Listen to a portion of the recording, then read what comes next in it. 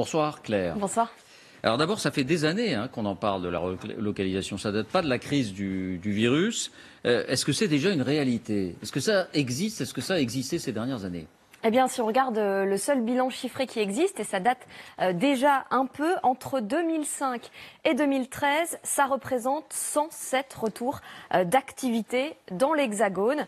Exemple, Rossignol, qui a rapatrié la production de ski de Taïwan, eh bien au final, cela aurait créé au maximum une trentaine d'emplois dans son usine de Salanches, ou encore le Coq Sportif pour fabriquer des vêtements et des chaussures de sport. C'est une centaine d'emplois au final créés avec la réouverture de son usine de Romilly-sur-Seine il y a maintenant 10 ans. En réalité, si on compare ça aux délocalisations, c'est très peu. Et cette preuve, l'INSEE estime qu'entre 2009 et 2011, 11 500 postes ont été perdus dans l'industrie à cause des délocalisations. Alors aujourd'hui, donc, il est question d'une nouvelle impulsion. Est-ce qu'on peut d'ores et déjà dire quelle production, concrètement, serait rapatriée en France ? Alors pour le gouvernement, il s'agit principalement de relocalisation stratégique, c'est-à-dire des productions considérées comme essentielles. La première concerne la santé. Emmanuel Macron a cité un exemple bien précis hier. Écoutez. Dès jeudi, enfin, nous lancerons une initiative de relocalisation de certaines productions critiques.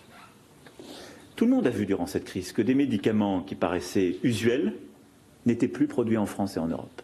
On pourra, par exemple, pleinement reproduire, conditionner et distribuer du paracétamol en France.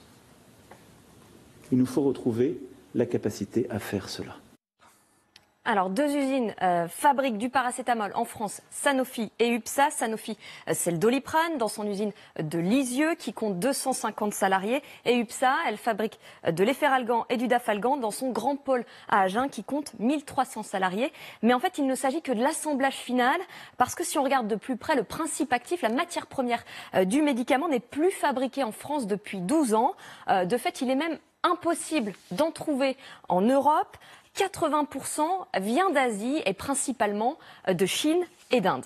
La dernière usine qui fabriquait ce principe actif en France, c'était Rhodia en Isère, mais elle a fermé en 2008 parce qu'elle n'était plus compétitive face à la concurrence étrangère. Et il y a un point très important à avoir en tête, le principe actif, même s'il est essentiel aux médicaments, il ne représente que 5% de sa valeur finale.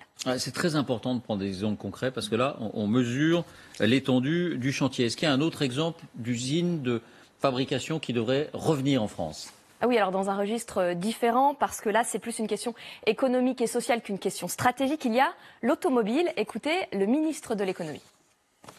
Je pense que l'industrie automobile française a trop délocalisé.